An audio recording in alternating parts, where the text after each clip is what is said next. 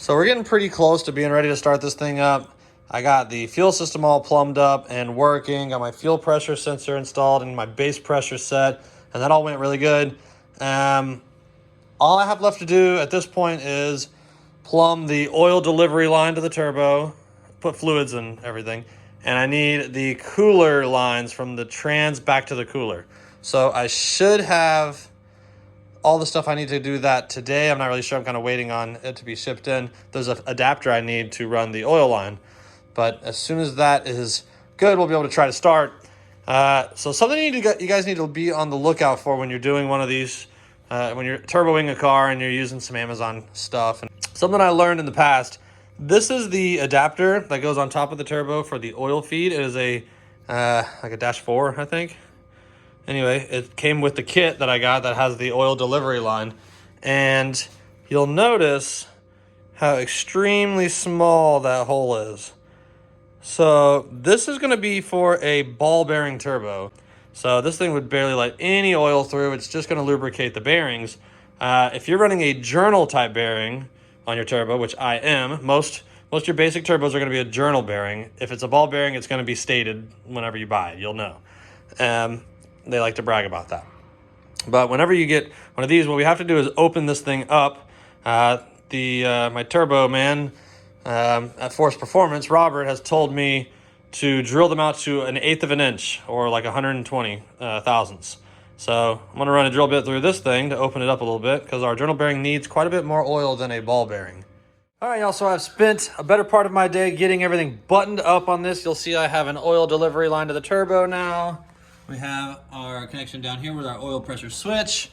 I have the transmission cooler lines routed back to the cooler in the back. Everything is pretty much where it needs to be. I put oil in the engine. I just put 4 quarts of ATF down in the sump of the transmission. Of course, it'll probably need double that before it's all said and done, but I have no reason to fill it up past the dipstick tube and let it just dribble all over the floor. I'd like to fill the converter and the valve body before I add any more fluid to that. So not trying to start just yet. What we need to do is see if we are syncing or getting a good crank signal on the laptop. So I have just connected all my fuel injectors. My battery was toast, so I went and picked up a new one of those. You'll also notice some radiator hoses. Got some radiator hoses on there. These are actually stock IS300 hoses, or like factory style hoses. The one over here is a little stretched out, but I think it'll be okay since we're solid mounted. The engine's not going to be moving around much, and that's probably how I'll send that. Just, of course, I don't have any clamps on them yet because I hate parts store clamps. I want to get some properly sized clamps so we don't got the big tail hanging off of it. Anyway, all of our sensors are connected as of now. I have an intake air temp sensor on the end of my connector just so we have something for that sensor. The only sensor we're not going to be having right now is the wideband O2 sensor. So let's just get right to it. The Megasquirt has a preset dill for the 2jz's GE VVTi. It's already flashed into there. So let's just give her a crank, see how the engine sounds, see how the starter sounds, and see if we can get sync lit up. All right, no time like the present. Here we go. Oh, I hope nothing crazy happens.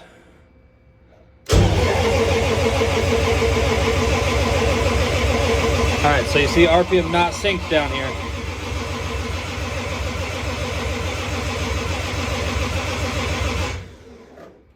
Well, it's cranking good, so that's something. Not sure why the RPM is not synced. Let's try to figure that out. I mean, everything looks good here. Why are we not getting a crank trigger? Well, here's the fun part. Now we just sit and stare at this thing and try to figure out what the heck's going on and see if we can figure it out.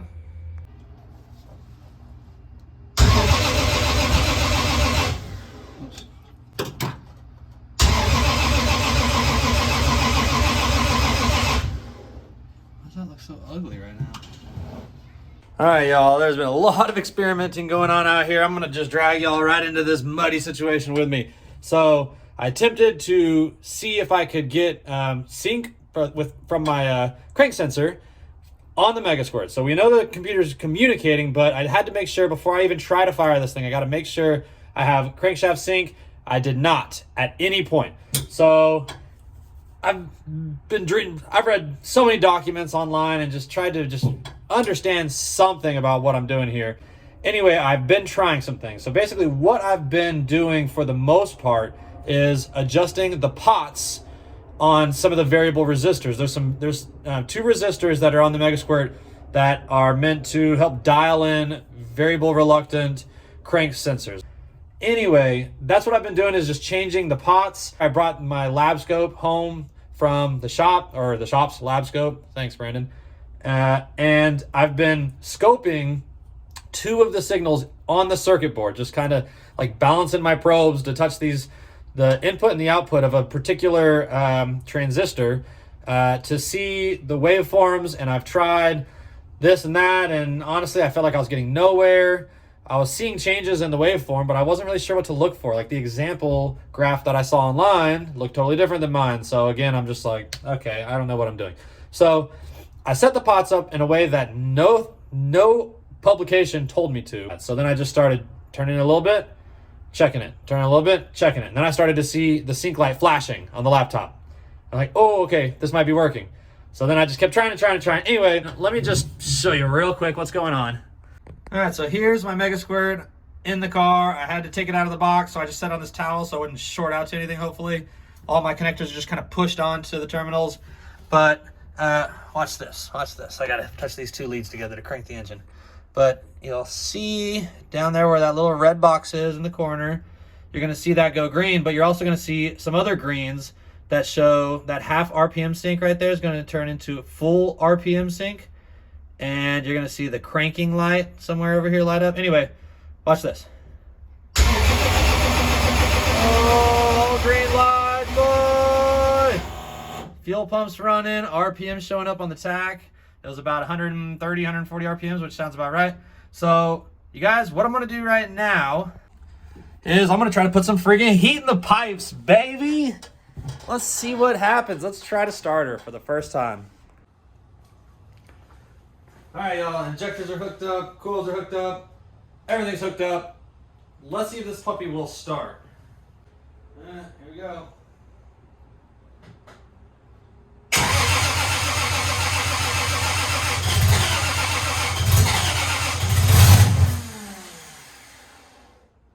Hey, got fire in the pipes.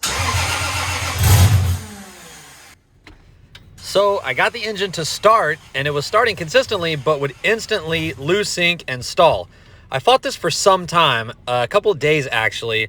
I thought it might just be in the fueling, but then when I realized it was losing sync and that's why it was stalling as soon as the engine would fire up, I began exploring other possible causes, got on the forums, went through all the same crap I did with the CAN bus issue, and finally resolved it by switching the input settings for the crank sensor.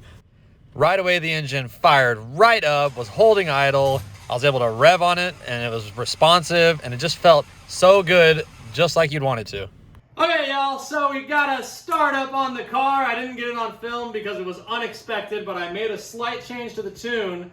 This is after I ordered some special Hall effect sensors to replace the variable reluctance sensors that the 2jz's uses from factory. The stock VR crank and cam sensors are variable reluctance.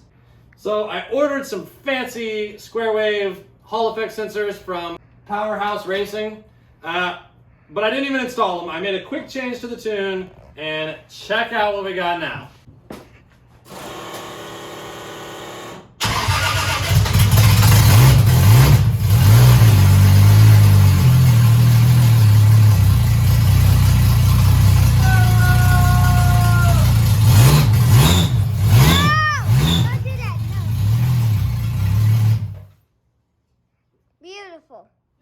Yeah, baby!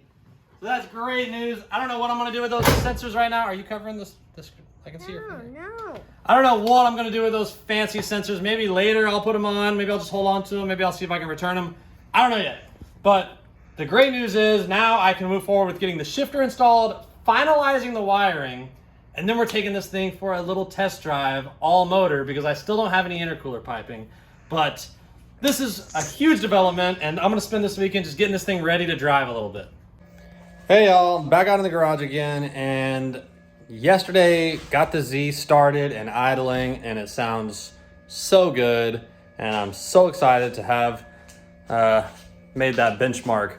So now we know we can kind of start wrapping things up in as far as the engine harness and the Megasquirt. I can put the Megasquirt back together, mount it in the car for the last time, and I've only got a couple more circuits I need to run before I can wrap the entire engine harness.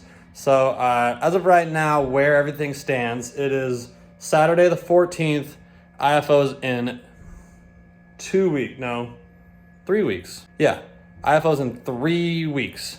Car runs and starts. I don't have a shifter hooked to the trans yet, so I don't know if it goes into gear or not. That's on my list to do, but I literally just put together this list on this nice floral piece of paper here of all the things I could think of that still need to be done to have the car done.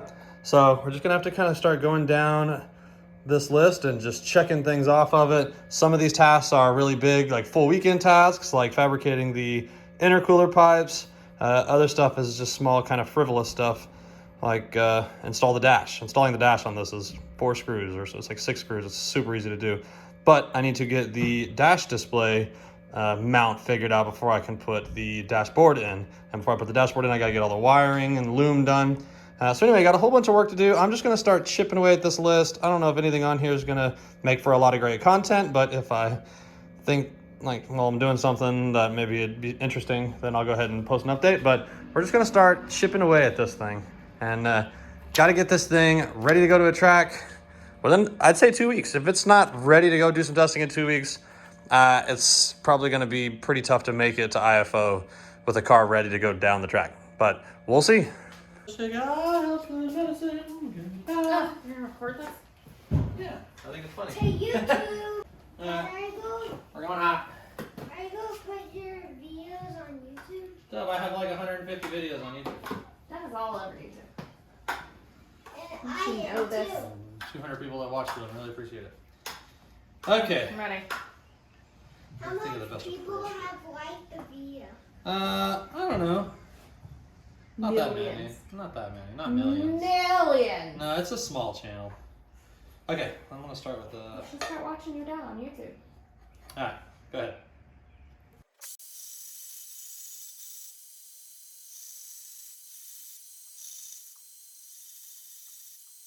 So I did a little bit of I did a little bit of CAD design here. That's cardboard aided design, or Corona aided. I made this little piece here because I ain't got nowhere to put my steering wheel buttons for the trans brake and the bump. So I made this little guy. I'll kind of slip behind the steering wheel like that. I'll drill a hole, mount the button to that, use some rivets or something to just go through the steering wheel and hold that puppy into place. So I already, as you saw, me and my honey with the sketchy handheld bandsaw cut out these little pieces here. I already marked where I'm going to drill the hole here. These buttons are really big. It's like 7/8 inch hole that I have to make for it. So I had to go to the Home Depot to buy this little bit just to make this hole, because most drill bit sets only go up to like a 1/2 inch, and I don't have my hole saw kit here either. So just went and bought this. It's like 13 bucks, but that'll make a good hole there, and we'll get those buttons mounted up, and then I can do the last bit of wiring that I can think of. And once the bump box and trans brake and stuff's all wired up, then we are going to be finally tidying up all the wires in this, cutting off all the extras that we're not using, and that's how we're going to go from here. That's an excellent hole and a great fit. And once I get it, kind of finalized, I'll soften the corners up and make it look a little better. But you guys know I ain't really about spending a whole lot of effort on that. So let me do the other side now the same way. And we'll be in good shape to have our bump box. Hey, not too shabby. Look at that big fat freaking clown nose button. All right, we got both our buttons installed now. I don't remember if I showed it, but I was doing some aluminum work last night too. Put this plate here to cover up the big gaping hole that used to be there, and bolted our shifter in. So now we got shifter, we got buttons, we gotta get the wires hooked up with these buttons. And then we can start cleaning all this up, which is gonna be so great. All right, y'all, I got fluids in the engine and trans. Still don't have any cooling system water or coolant in it as of now, but last night I got the shifter installed, And so I'm gonna start it up and throw it into gear and see if the wheels turn. So I've heard the engine start. I have heard the engine start, but I've not actually tested whether the transmission turns the wheels or not. Got the shifter installed a few days ago, and then last night got the cable routed and connected to the transmission. So now it's actually gonna do what it's supposed to do. And I got it adjusted too, so we should be able to see the wheels turn here. So let's go key on.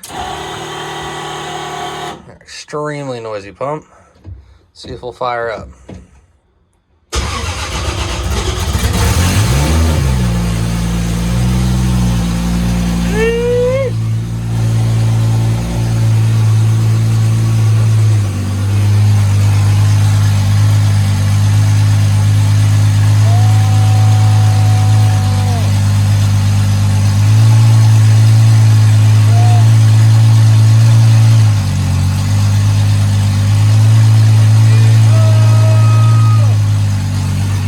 Let's try the brake.